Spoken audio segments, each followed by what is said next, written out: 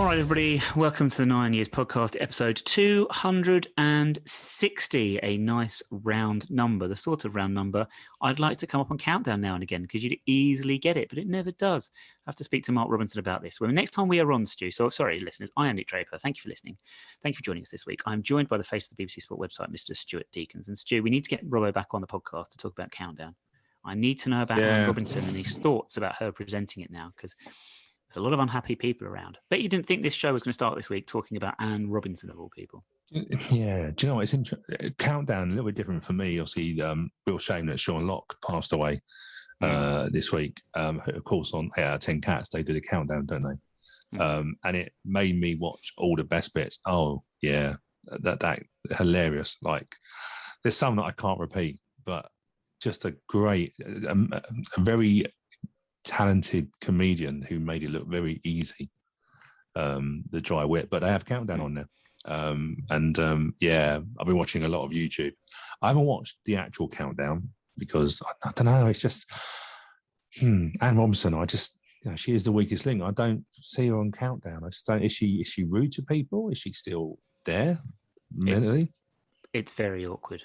It's very awkward. But I want to pick Robbo's brains about it, see what he would suggest, because she tries to play this little bit of a meanie type role and it just doesn't know. I think Colin Murray was on it for a little while. He was filling in for a little bit, and he was by miles the best presenter.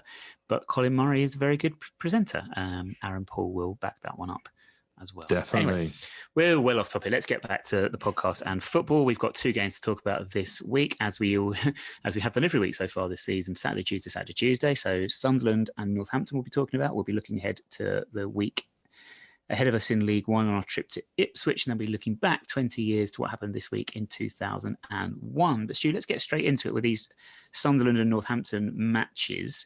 1-0 defeat at Sunderland, 1-0 victory at Northampton. But Mark Robinson not happy at all. Two, I've called them less than stellar performances on our format, and I think that is probably fair.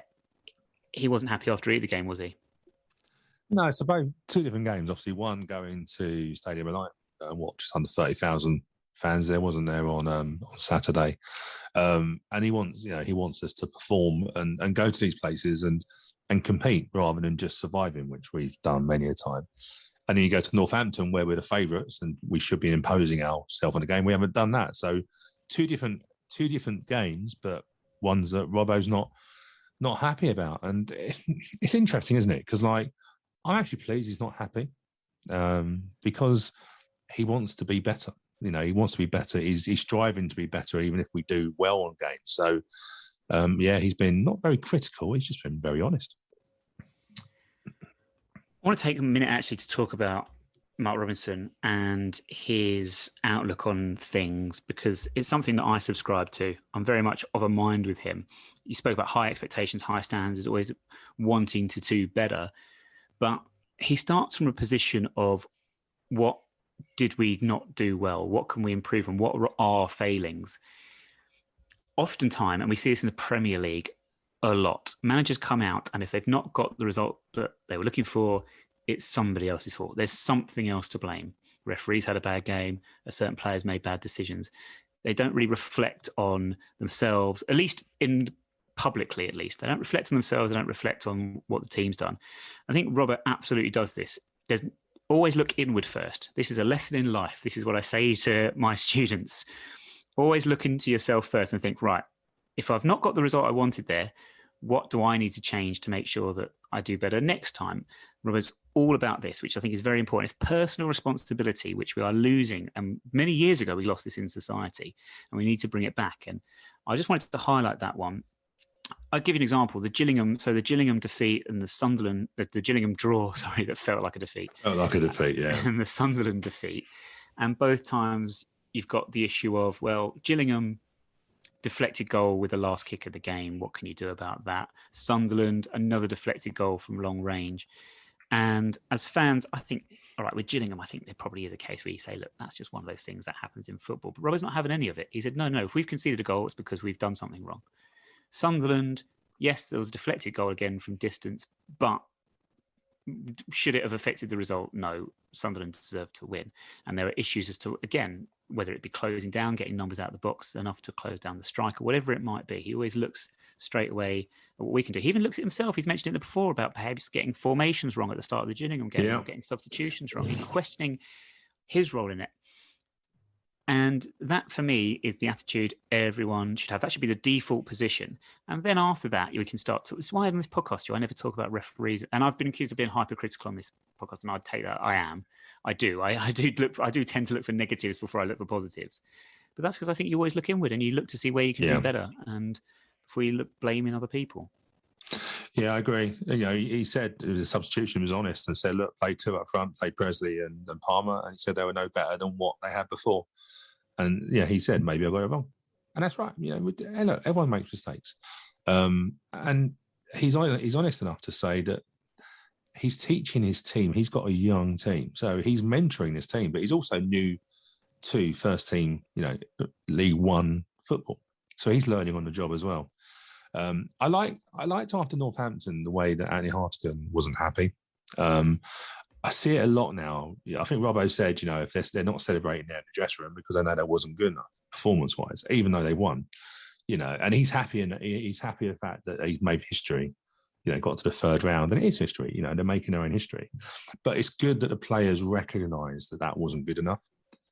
They haven't gone and celebrated, and I thought Anthony Hartigan sounded so much more grown up. That trip to Wales has done him well. It wasn't a trip. He stayed a bit longer than a trip, but it's done him the world. It's done him the world of good, isn't it? He spent a few months in Wales, but to anyone that's ever spent any time in Wales, a few months can feel like decades. Yeah, but it feels like he's come back like 4 or 5 years older and wiser. Yeah. And I was really pleased in I think the players. That's what the players understand it. The players don't get too carried away. It's a job in progress, and it's an exciting job in progress. I like the way Robbo talks. He's not happy. He wants better. I don't think he wants perfection, but he wants to see the team developing, progressing, and he calls it out. And it isn't either people. He doesn't want people to feel sorry for him. He's just honest. He just says it as is. And the fans, if you look at social media and the people we chat to, the fans are lapping this up because, as you say, Premiership managers, always someone else's fault. Arsene Wenger didn't see it, but he saw when a referee made a bad decision. Saw what he wanted to see, didn't he? And you're right, Robbo. I think Robbo's a breath of fresh air, and he's getting a lot of plaudits at the moment. Anthony Hartigan. I am, as you're talking about him there, I'm thinking back to what happened last season. So if you remember when the season was curtailed under Glyn Hodges, and then we started the following season. We started with the League Cup exit. It's actually I think it's actually some nice, almost markers in the timeline for Hartigan's progress because he missed a penalty in that League Cup game at Oxford. Yep. And I think, maybe I could be reading too much into this, but I think he was having a rough time with us, and he had an altercation with a fan after a game. I can't remember exactly which game it was now, at Kings Meadow. And then he starts the season, first game, misses a penalty, is a bit of the fall guy for that defeat. Confidence, not completely. And then he finishes off the season down at Newport County, which is a fate worse than... That's where you know you've got Newport. Really have bottomed out. It's like Newport or Mansfield, which is worse. And but then started this season, absolute fantastic, been outstanding so far. And then he gets the winning goal in a League Cup game on Tuesday. It's kind of a nice bookmarks almost for... it's a mini redemption story, perhaps. Yeah, it is. And look, we know why Glyn let Anthony Hartigan go to Newport, and that was to bring in George Dobson. And you look at it, and George Dobson was great for us. But it was sad that, remember, Anthony Hartigan had signed a new contract in the summer. So he was rated at that point to get a new contract. And it just went downhill. Went to Newport. Newport, he wasn't, he started, but then he was dropped. And he then bounced back. I don't think there's no coincidence that I know Robbo was in contact with him down at Newport County. I know Robbo was chatting to him quite a lot in terms of... Well, loans manager at the time, wasn't he? He was, and then he got the position, didn't he? Yeah. And I know from chatting to Robbo that he was in contact with Anthony Hartigan because he was very much in his plans. And that was never a doubt because, you know, I was fortunate enough to see Andy Hargan for a year, his first year on the under-18s, and he dominated games. He basically run games from midfield. And the Andy Hargan I'm starting to see now with that, you know, audio picture in his head, and he's playing balls. He's not playing a lot of sideways balls, but he's actually playing a lot of penetrating balls through the lines. It's the Andy Hargan that I remember seeing as a 16-year-old. And it's great because he's always been there for whatever reason. He just hasn't had that position. And we spoke many times before that he would, I think we said many years ago that he would look better in a more talented team who played lovely football. Yeah. Well, we're that team now. So we've adapted. Well, you know, you look at the football we play. Like I say, I took my brother-in-law to the Gillingham game and he couldn't believe how much football we played. Couldn't believe it. It was like, this is really good to watch.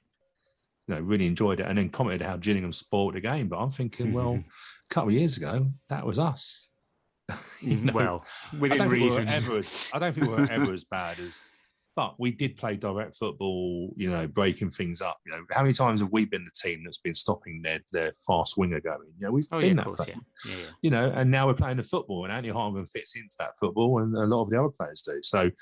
I'm really pleased. I hope now that the fans. I have felt he's been the George Frankham of this team. You know, you remember George Frankham scored a penalty, and they said, "Oh, well, of course he scored a penalty. It's easy." He's like, no matter what he does, he can't.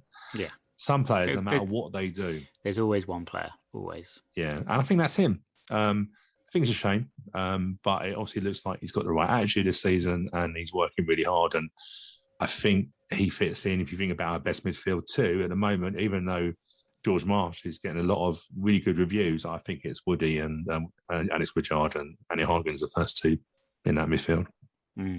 George Frankham, I happened to catch, and I lose track. I think it might have been on the opening weekend of the season or the second weekend of the season. I can't remember, but made an assist for Crawley with a great pass. Like a through ball, but from the wide area, played him straight in a goal. I was like, wow, what a ball. But George Frankham was always vastly underrated, and his crossing ability was much better than I think we gave him credit for. Very quickly, if you really want to have a laugh about post-match interviews, watch the Crawley ones. Their manager, he hates his players. He hates them. He hates their social media as well. The poor bloke who interviews him. So they got beat 6-3 at Forest Green. Yes. Kwesi Appiah scored on his debut. Yes, but can I just say, Kwesi Appiah did score, but it was late on. And as we all know, Forest Green have to score lots of goals because they're vegan, so they have no energy for the last 10, 15 minutes. So they always trail off at the end. You always do this one. I can't remember what he said, but I think the interviewer sort of said, you know, we'd be working on the training ground, or, you know, we scored 3 goals. And he goes, yeah, they could have scored 10. And just gave him that look. You know, that look of like disgust, of like, why are you asking me questions? Oh, yeah. He's hilarious. Like, he must be the most challenging person to interview, but he gives you a blunt answer. But yeah, if you want to laugh, just watch his interviews after games. Even when they've won, he's classic. Do you know who always used to be good in the old days? You'd always get good interviews. Gordon Strachan, because he wouldn't put up with stupid questions. He would call them out on it. Like, why are you asking me? Why you even bother asking that question? And Ron Atkinson had a few as well, but no, I always remember Paul Sturrock was another good one as well, actually. But Ron Atkinson, when he threw the microphone at somebody after. Oh, yeah, and then he realised, and apologised profusely. Took the sting out of that moment. I think they got beat by Southampton or something, and I think they asked a question, and he went, "Oh, who's man of the match tonight?" And they said Dave Bessie. He went, "Oh, we weren't that bad then," and threw the microphone. If their goalkeeper was man of the match, they couldn't have played that bad. Oh, classic moments. Yeah. Anyway, sorry. Right, back to us. Performances, we said Robert wasn't happy about in either game. He actually said the Northampton performance was arguably his or our worst performance since he's taken over. Yeah. Seven changes from the Sunderland defeat. The Sunderland defeat in itself, 6 changes from the draw with Gillingham. We've still got this issue of making lots of changes. Is the poor performance against Northampton a product of the chopping and changing, or, as we noted, or as you noted last week, the previous spine of the team had been consistent? Will Nightingale had played every game, Alex Woodyard had played every game, Ayub Assal had played every game, but Northampton was the first time not one of them played. Can that explain why performance levels dropped a little bit? Just because your unfamiliarity with the system and the shape and different players, and players might make. I think one of the complaints on Tuesday was the sloppy in possession and technically not very good? Is that because sometimes we're passing balls where we're expecting a player to make a run and then it's a different player who hasn't made the same angles, whatever it might be? Yeah. Well, do you know, what I thought back about was interesting. So if we think about the League Cup, for Premiership teams and Championship clubs, they would tend to put their second string up. That's what they do. Technically, that's what we've done. A second string in terms of it's a different team from the first team we played on Sunderland. And we also know that any team that does that tend to get bad results, apart from Villa, who smashed Barrow 6-0. But you tend to have that, don't you? Disjointed. Yeah. These games are never great to watch when people make so many changes.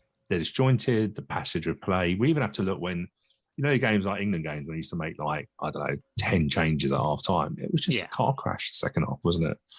I think that's a lot more to do with it. But I think Robbo is very much about basics. So in terms of pressing, hunting in groups, working hard, running hard.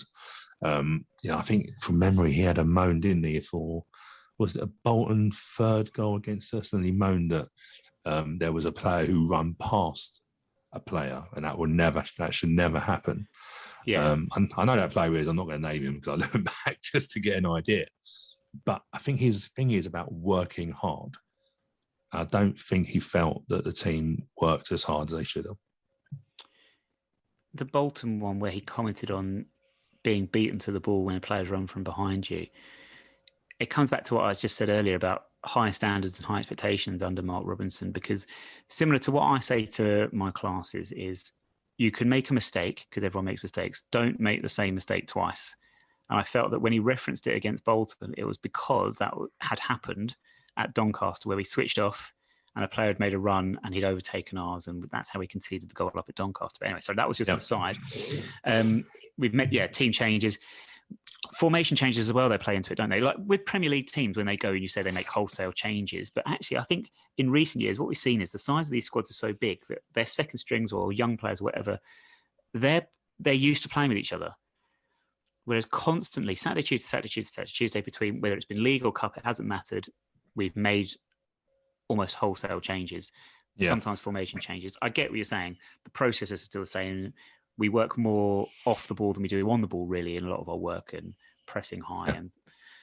But in terms of taking a game to a League Two side, which we should beat comfortably, really, without I don't mean to sound disrespectful, but they made changes as well. Yes.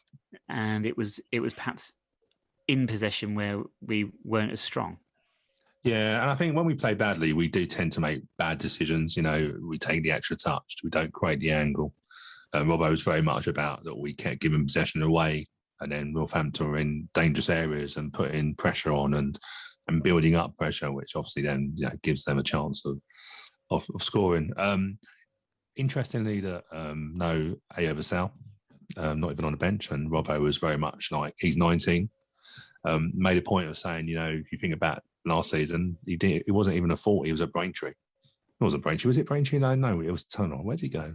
Billericay, same place. That's Essex, isn't it? It's the same area, isn't it? It's Essex. Do you know what I mean? Like it's Billericay, Braintree, all that Chelmsford rubbish.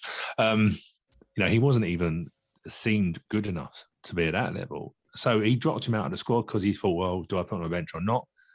Before that, Jack Rodoni didn't make the bench even. If you look at it from a very pragmatic point of view, he's managed to get into the third round of the League Cup, the first time that I can remember us having cup competitions galore in September. Because of course we've got a Pisa Trophy as well coming up, haven't we?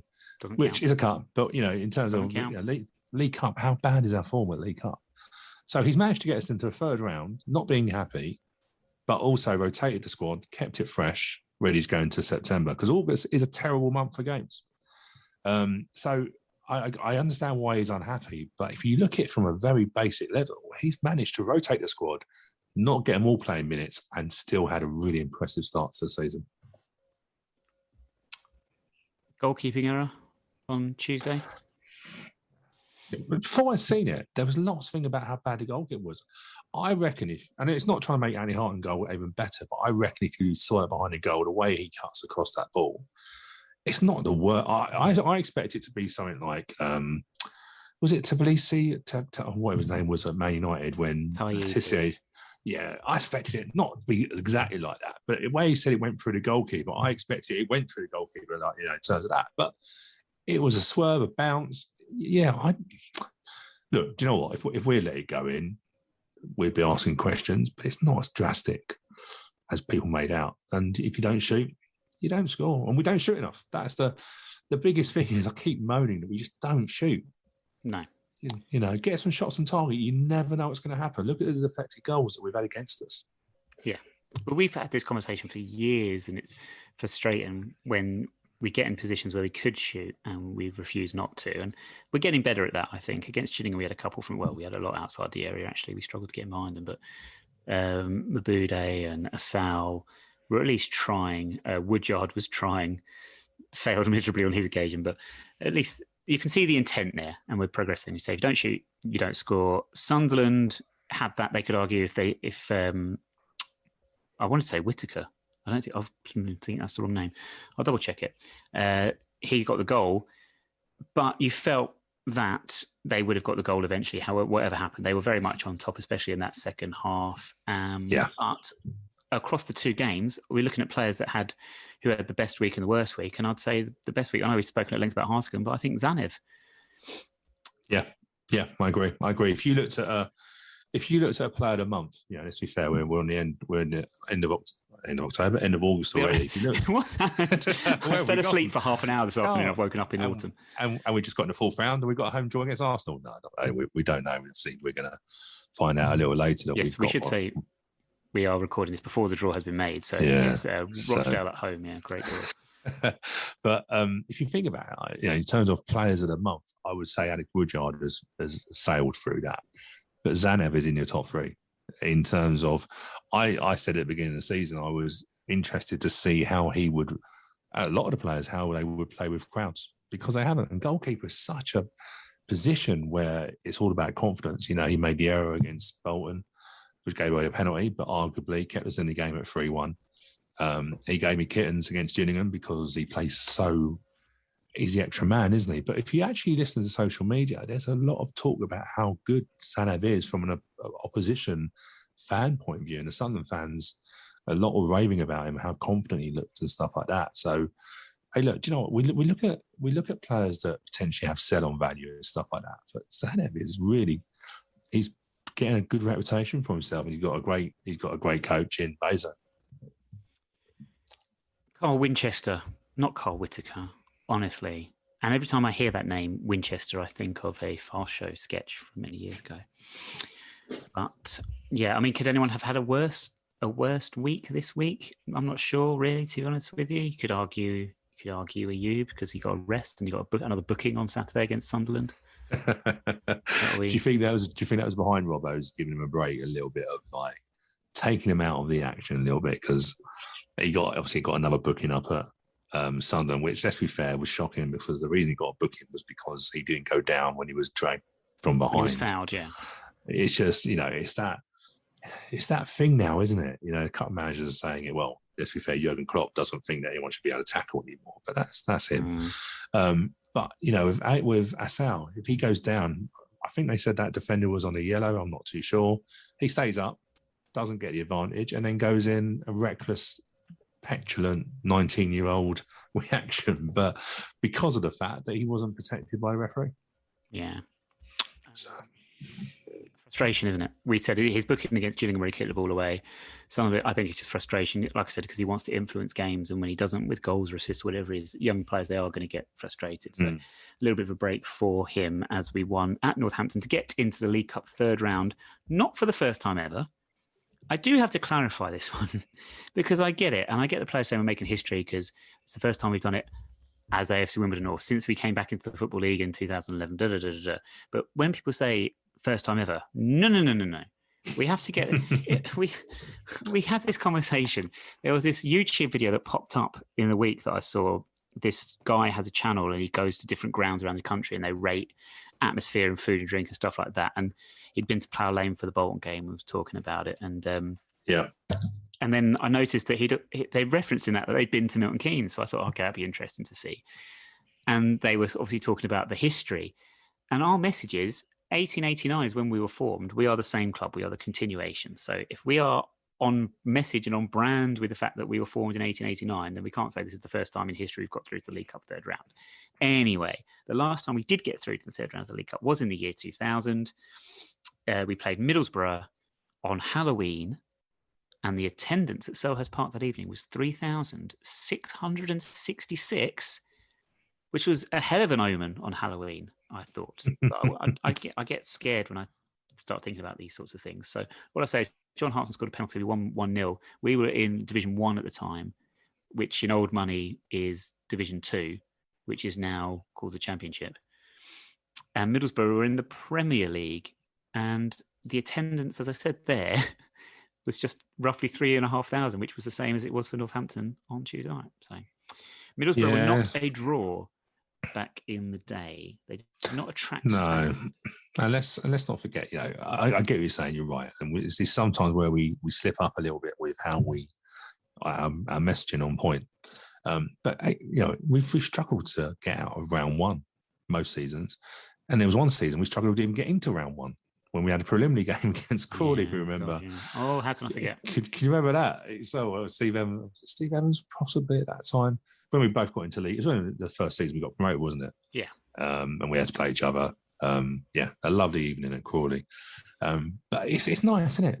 Third round. We haven't obviously. When people listen to this, they will know who we've got. But it's exciting. Like I would like a rubbish team at home, or a Premiership club that would force the TV companies to show us, or our biggest away attendance we can get, and let's just get the money. Because let's be fair, we need the money. Show us the money. We are in big need, people, and we might talk about this more next week. And I know apparently I've already promised to chat about our finances, but next week, just the one game to talk about next week. So maybe we will dig into the financial issues around the stadium, which still are hanging over us. But that's a conversation for another day. Elsewhere in League One, Stu, from the weekend, highlights of the results. I picked out a couple. So Sunderland being our first defeat of the season, first time we'd failed to score this season. But elsewhere in the league, Sheffield Wednesday went top of the table, 2-0 win at Rotherham, in a local Yorkshire derby, and they have yet to concede a goal, Sheffield Wednesday. So they have started off very strongly. Cambridge beat Burton 3-0 in what can only be called a turn-up for the books. Nobody saw that coming. I think if Mark Robinson was disappointed with our performances this week, Jimmy Floyd Hasselbank was super disappointed with Burton's performance at the Abbey Stadium. He's probably got some stupid sponsor now. Yeah, have you seen the goals, though? Have you seen the goals against... I've not caught up with goals this week because I can't sit through. There's just too much. I don't have time to watch all these goals. Trust me, watch it. Jimmy Floyd Hasselbank must think, what did he do on the way to the ground? Did he kick a black cat? Did he walk under a ladder? 2 own goals. One player scored 2 own goals. But there are deflections of just... They are just... if you're a Bolton fan, you must be just thinking, what? Not Bolton, because they weren't there. If you were a Burton fan, you must be thinking, like, Cambridge won 3-0 and it looks comfortable. But all the goals are really fortunate. Really fortunate. Do you know what? I looked at Plymouth winning 3-0 at Shrewsbury. Shrewsbury in big trouble, not scored a goal yet at all. Ranked, bottom of the league. When have we got them? When do we play Shrewsbury? Not too far away. Next month we do. So, that was interesting. Plymouth have done well. But, do you know what? There was some interesting results around. Fleetwood obviously beat Cheltenham. Do you know what? The league's starting to take shape now. I know we normally say after like 10 games, we can sort of see a pattern. Sheffield Wednesday are doing a lot better than what I thought. I didn't think they would do that. I didn't expect Shrewsbury to be bottom, but I did expect Fleetwood to struggle. And starting to see that now. Another team that struggled at the start of the season are our opponents on Saturday, which is Ipswich Town, who have had a whole week to prepare because they were knocked out of the League Cup in the first round. So they've had a whole week to prepare, which is the first time I think we're going to have a game this season where teams have come at it at different stages. So we'll wonder if that will play into results. But they've not won a game yet. They drew on the weekend with a team from Buckinghamshire 2-2. It was their second 2-2 draw from their 2 home games this season, the other one being Morecambe on the opening day, but they lost their 2 away games to Burton Albion, getting a lot of coverage this week, and Cheltenham Town. They weren't at the races that day. So they're currently 20th in League One. Third season in a division they wanted to get out of at the first attempt. Last season, they finished ninth, which I looked at and thought, oh, ninth. Ipswich finishing ninth in League One. It was actually better than they did the first season they were down here, which was the curtailed season where they finished 11th. Madness. Right, Paul Cook is their manager. Macaulay Bonne is their goal scorer. He's on loan from QPR, Macaulay Bonne, despite his horrendous miss against Cheltenham we talked about last week. He'd scored goals in the week. He scored against Milton Keynes on the Saturday, sorry. He's on loan from QPR, but he's 25 years old. Yeah, I thought that's quite old to be on loan from a Championship to a League One club. Is that just me? No, you're right. And also, I think he's well thought of at QPR, but I can only assume that it's one of those deals where he's on loan with a permanent deal lined up. Because I was surprised when I saw that he went on loan there. I was surprised when I saw he was there, full stop, for being truthful, dropping down a division. Because obviously he was at Leyton Orient when he started. But yeah, it does look a weird one. I just think it's a loan with a future, probably a deal already sorted if they go into the Championship, which is what they're going for, isn't it? I think, do you know what? They've got a lot of players, got a lot of good players. They are going to do well in this league. It's just when do they click? I'm hoping that they don't click because they're going to click eventually. They've got too many good players to not start picking up results. We just hope. I'm just hoping it's not in. I'm hoping it's September when they start clicking and not on Saturday. Fingers crossed. They have brought in so many players, Stu. There's a few. I mean, the pick for me, the players they brought in, Connor Chaplin came in from Barnsley. Sonny Aluko's come in, but they must have injuries because they've not played since the first week of the season. Sonny Aluko only made a substitute appearance, I think, in their League Cup game. But they've had other players that have been playing that have come in. Cameron Burgess, who was at Accrington, wasn't he? Centre half. So that seemed a sensible acquisition. Wes Burns, we know about from Fleetwood as a forward. And of course, well, Tom Carroll as well as another one, QPR on a free transfer centre midfielder, all good players. Joe Pigott is a player they signed from AFC Wimbledon. You might recall him. He's scored a few goals, but not clicked so far for them. So it might just be a case of, like you said, Stu, lots and lots of new players just taking time to get themselves familiarised with each other and get a run of results together. Paul Cook will get them playing and get them scoring goals. Scoring goals isn't an issue for them. They scored 6 so far, same as us. They just let in 2 in every single game. So that's what cost them points. They play with a back 4-4-2-3-1, which is what we also sometimes do. Do you think we look better with the back 4 as opposed to the 3-4-3? Yeah, I think we look better with 4. It's interesting with Joe Pigott as well because we didn't think he played well top on his own. I don't think he started on Saturday against them, but then Paul Cook ever looked at his form against them for us. Probably was the reason why. You know what, though? I then followed Ipswich on Twitter for that game just because I wanted to see that little graphic with his face on it saying "Goal Pigott." But no. And you know what? It would be bugging him that he hasn't scored yet because he is a confidence player. Well, we know you say this, but he has. He has, because the goal against Burton Albion, which was put down as an own goal, has been adjudicated by the dubious goals panel as a Joe Pigott goal. So he has in fact scored. Was he anywhere near it? He was the one. Well, yeah. Well, they gave him the goal, so I assume so. They just pick a name out of the hat. Joe Pigott, you can have it. and you know what? I reckon he must have been a goal bonus, so he probably will take that on there. Okay, so he has scored, but probably not knowing that he scored. Yeah, I don't know. I think, to be fair, Paul Cook does have a habit of playing one up, but he's got promotion from this league, so that's why he got the Ipswich job, and that's why he's got so many players. So Paul Cook is very much like Steve Evans, doesn't go anywhere where there isn't money. Just that's the way they are. So let's get away from Steve Evans, of course, and money. But it's going to be a tough game. It's going to be a tough game. I'm just hoping they haven't settled just yet. And the Ipswich fans, they're not wanting to spend another season in League One.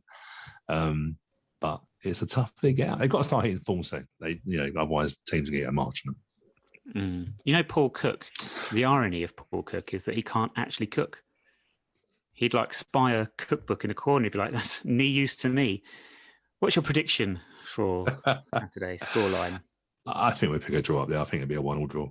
Okay, I'll go for a 0-0 draw. But I changed my prediction for Sunderland last week on the morning because I just had a feeling. I had one of my feelings and I thought we were going to lose by a single goal. I went 2-1, but we lost 1-0. So I picked up 2 points in the Arsenal Prediction League, moving me up to 3rd in the table. But I will be falling down that table when it's updated after Tuesday, because I went for a 3-1 win. So only the 1 point for that one, sadly. I was a little bit overconfident. Any other games in League One that take your fancy for this weekend? I picked out one, funnily enough, one piggybacking on what you said earlier, Shrewsbury, because they host Gillingham. So Shrewsbury host Gillingham. Shrewsbury with their poor start, as you've mentioned. Gillingham at home is a winnable game. The sort of games you would look to be picking up 3 points from. So that might well tell us at this early stage where Shrewsbury might be this season, long term. Yeah, there's probably a couple. Oxford Lincoln, isn't that a repeat of the playoff semi? From memory. There's not who did Lincoln play in the semi? Lincoln played Sunderland, didn't they? That was close, wasn't it? Anyway. As close as Plymouth and Portsmouth, yeah. What's that? Yeah, where did I get that from? I'm probably looking at Sunderland and Wickham. Because Wickham they've done really well with their signings. I don't know if anyone, by the way, saw Bayo's touch from literally a long ball so he played against the League Cup game, can't they played. Stevenage? Yes, it. But basically, a long ball, he's being muscled out of it. He muscles the player out of the ball, literally touches the ball dead, spins, plays and passes, just like Bayo all over. At 40 years old or whatever age he is now. But I'm really interested. I felt Wickham would do well this year just because of the players they kept. And I got a feeling Wickham, I hate to say it, I think Wickham will probably finish playoffs quite easy. They've hit the form, they've hit the ground running.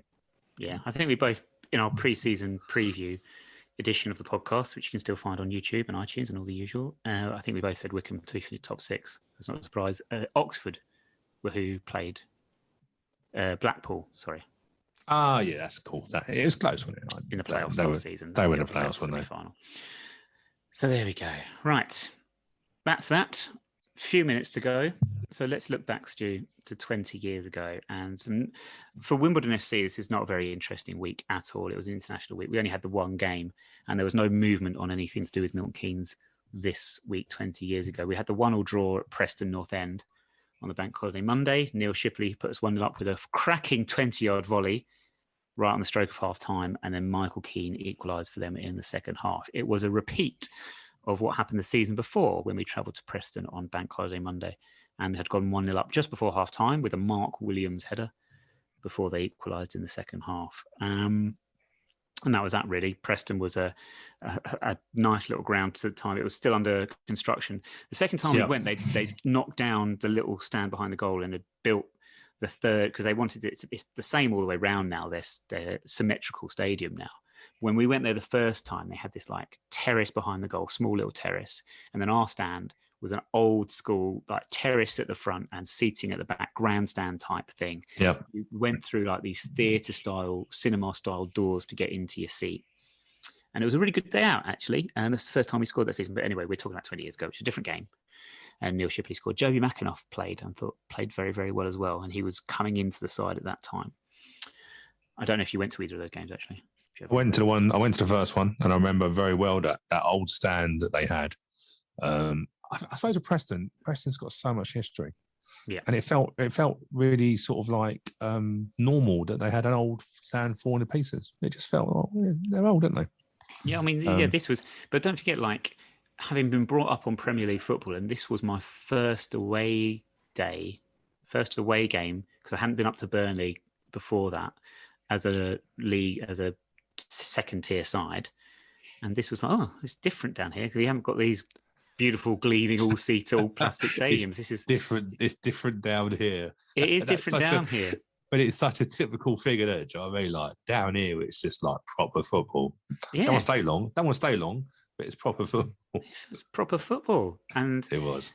Yeah, that second tier's turned into a second Premier League really over the years. Yeah. But oh well. So I have happy memories of Preston. First time we went there, Stu, of course, as you mentioned when you went, Chris went. My brother Chris went, and as you know, we hadn't scored in our 3 games prior to that, so we scored just before half time. Did Chris see the goal? Yes or no? Should we? In fact, don't answer that. We'll put it on Twitter. Did Chris see the first goal we scored that season, or did he miss it? Similarly, the equaliser just after half time. Did Chris see the equaliser, or did he miss it? We'll put it on Twitter. I think you've already figured out the answer. Oh, yes, definitely. Yeah. Especially love. Elsewhere, so it was an international weekend and we didn't have any other games. So that was on the bank holiday Monday. We didn't have a game on the Saturday. It was an international weekend, Stu, because it was on September the 1st, Germany versus England at the Olympic Stadion. And do you remember the result of this match by any chance? Oh, do you know what? I remember it so well. Yeah, obviously at 5-1. I remember it so well. I think I remember most of the goals as well. Obviously, I did not have to look up anything about this game because I just remember it all. Yeah. I just remember the Steven Gerrard shot. Like, it's just a peach of a goal. And then obviously Heskey breaking late on. And if Heskey can score, then, but it was just like, Germany, you just didn't turn Germany over in their own backyard. And we didn't just turn them over, we destroyed them. I always remember Steven Gerrard at 5-1 just taking the mick out of Dick Hamann. Just a little bit of skill, took it past him. Then he went the other way, took it out, passed it. That England team was by far and away, in terms of talent of the individuals, arguably the strongest we ever had. That was insane. Yeah. When you look at the names we had around that time, about 2000, 2005, that sort of era, we had 2006, you could argue, yeah, of course, because the World Cup. But yeah, unbelievable talent. And we ruined it all when we got Lampard involved. We really did ruin it all. Chelsea ruined everything. I hate them so much. Number one single hadn't changed. It was still that song by Five, Let's Dance. No one remembers it. Don't care. Same, Planet of the Apes was still the number one movie. Tim Burton remake. Yep, again, nobody remembers it. Nobody really cares. 1st of September, though, the day we beat Germany 5-1, sadly, was the day that commentator Brian Moore passed away, age 69. But I don't remember him for this because it was before my time. But I think when I think of Brian Moore, I think of Liverpool versus Arsenal at Anfield and Michael Thomas, who would then go on to play for us. Yeah, scoring a goal that won Arsenal the league at Liverpool's expense with the last kick of the season. Yeah, he was a great commentator. I remember him a bit more. There's loads of games I remember. Purely because obviously back then if football wasn't saturated on TV, it was a big match live on a Sunday. And you know what? I remember.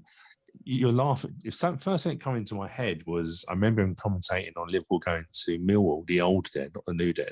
Oh yeah. And just some of the Brian Moore was just a rare commentator in terms of he didn't say loads.